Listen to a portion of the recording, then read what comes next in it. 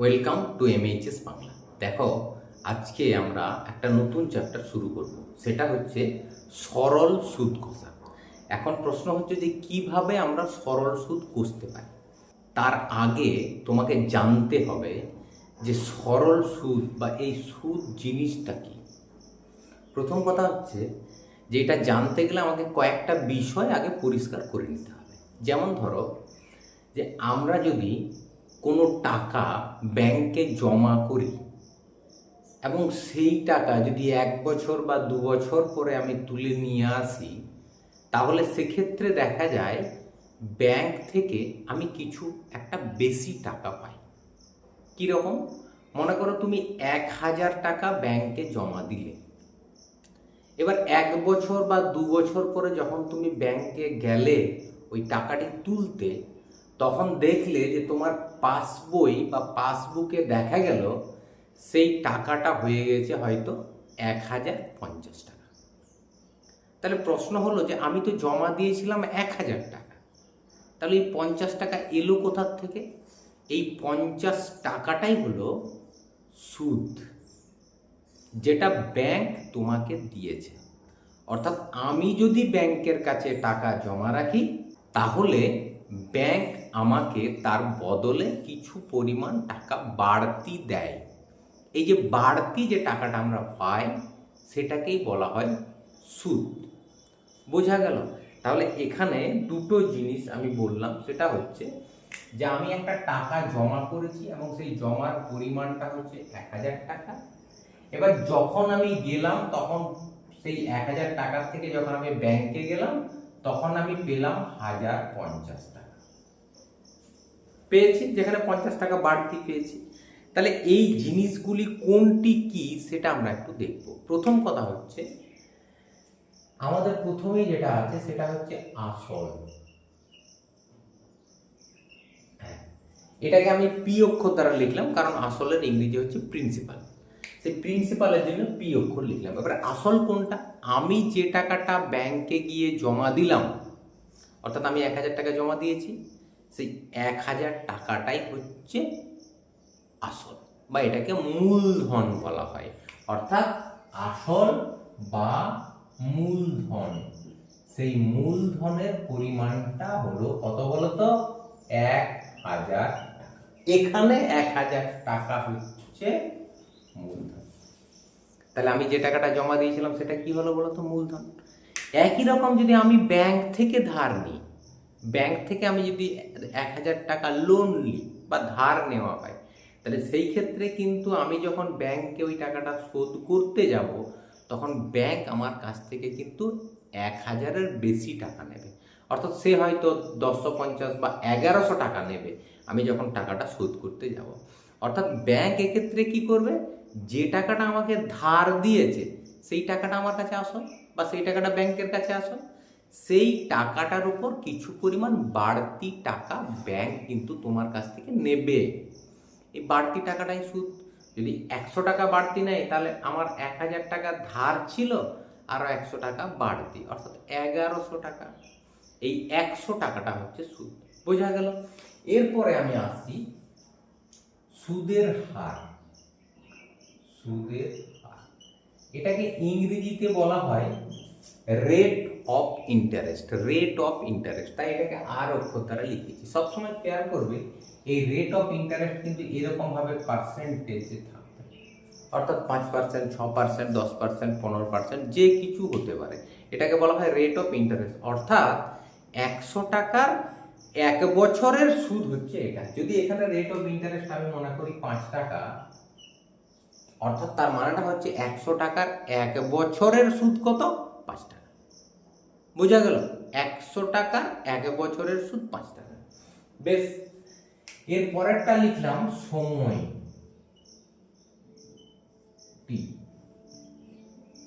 এবার এটা কি জিনিস সময়টা? সময়টা হচ্ছে যে তুমি কত সময়ের জন্য ধার নিচ্ছ, বা আমি ব্যাংকে যে 1000 টাকাটা দিলাম, সেই 1000 টাকাটা কত দিনের জন্য ব্যাংকে আমি রাখলাম। আমি 1000 টাকা আজকে জমা দিলাম, 1 বছর পরে তুললাম, তাহলে আমার 1000 টাকাটা ব্যাংকে কতদিন থাকলো? 1 বছর। ওকে, এই যে সময়টা, এই সময়টাই হচ্ছে টি টাইম। খেয়াল করবে এই সময়টাকে কিন্তু সব সময় বছরে হিসাব করবে, সর্বদা বছর। যদি দিন থাকে তাও সেটাকে বছর করবে, মাস থাকলেও বছর করবে। বছর করলে তোমার অঙ্কটি করতে সব থেকে সুবিধা। বোঝা গেল? এবার আসছি মোট সুদ, এটা হচ্ছে আয়, ইন্টারেস্ট। মোট সুদ, ইন্টারেস্ট, আয়। তাহলে মোট সুদ, এই সুদটা আমি বললাম তুমি কত টাকা সুদ পাবে, সেই সুদটা তোমাকে ব্যাংক দেবে। তুমি 1,000 টাকা জমা করেছো, তোমার যদি টাকাটা 1 বছর থাকে তাহলে তোমাকে কত টাকা সুদ দেবে, সেই সুদের হিসাবটি আমাকে করতে হবে, তাই তো? বা আমাকে যা কিছু বলবে অঙ্ক, এবার সুদের হিসাব হতে পারে, কখনো আসল বের করতে হতে পারে, বা আরো অন্য কিছু হতে পারে, সমস্ত হিসাব কিন্তু এখান থেকে করা যাবে। এবার তোমাকে এই 4টি জিনিস পরিষ্কার বুঝতে হবে। আসল মানে যে টাকাটা তুমি ব্যাংকে জমা করেছো, বা ব্যাংক থেকে তুমি ধার নিয়েছো, বা কারো কাছ থেকে ধার নিয়েছো। সুদের হার, অর্থাৎ 100 টাকার 1 বছরের সুদ কত সেটা দেওয়া আছে, সুদের হার, এটা পার্সেন্টেজে থাকবে। সময়, তুমি কত দিনের জন্য ধার নিয়েছো, বা ব্যাংকে তুমি কত দিন টাকাটা রাখছো, সেটা হচ্ছে সময়, এটা বছরে থাকবে। আর মোট সুদ, এটা কিছু পরিমাণ টাকা হবে, এটাও টাকা। 10 টাকা, যেমন এখানে মোট সুদ কত টাকা সুদ পেয়েছো বলো তো? 50 টাকা। 1,000 টাকা ধার দিয়েছিলে, তুমি 1,050 টাকা পেলে, তাহলে 50 টাকা সুদ পেলে, এখানে সুদ হচ্ছে 50। বোঝা গেল? তাহলে এখান থেকে এই যে 4টি জিনিস আছে, P R T I, P মানে আসল, আর সুদের হার, টি হচ্ছে টাইম সময়, আই হচ্ছে সুদ, এদের ভিতরে একটা সম্পর্ক আছে। কি সম্পর্ক?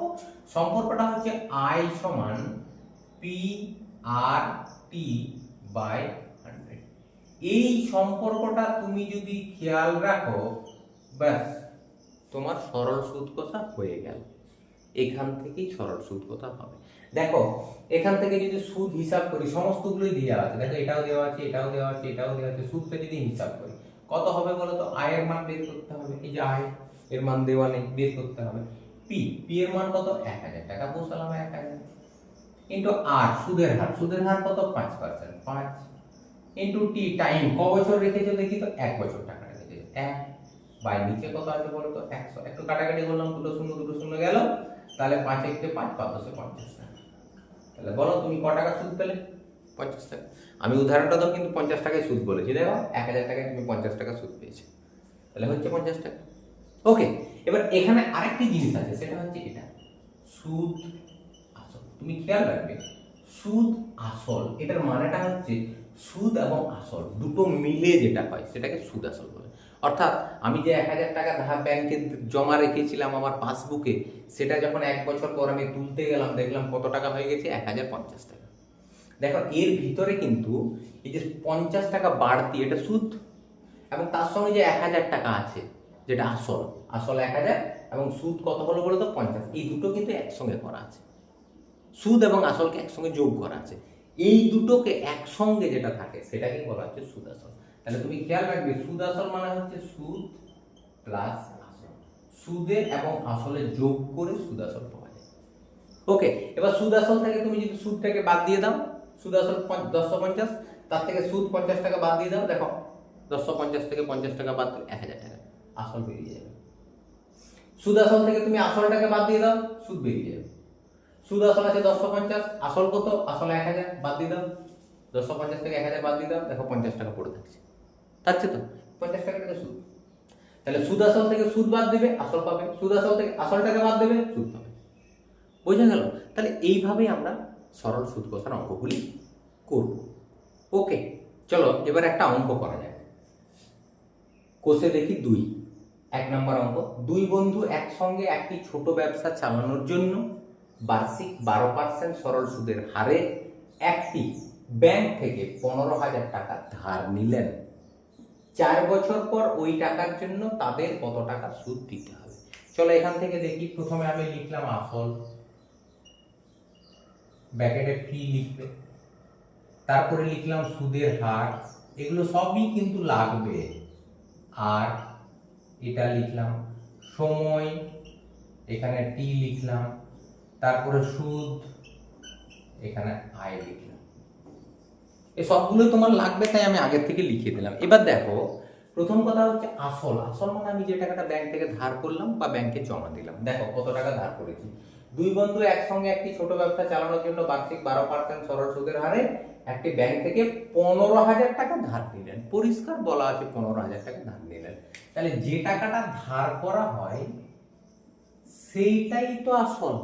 তাহলে আসল হচ্ছে 15,000 টাকা। ওকে, এবার সুদের হার, আমি এখানে বলেছিলাম সুদের হার সবসময় পার্সেন্টেজে থাকে। দেখো এখানে একটা পার্সেন্ট আছে, 12% সরল সুদের হার।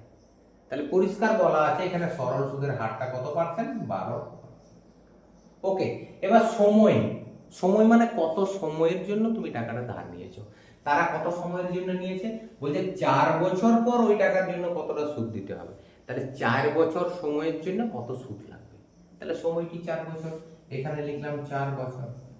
ওকে, এবার সুদ আয় এটাই বের করতে বলেছে, কত টাকা সুদ দিতে হবে। আমরা তো জানি সূত্রটা, যে আয় সমান PRT/100। এখানে বসিয়ে দেবো আর উত্তরটি বের করব।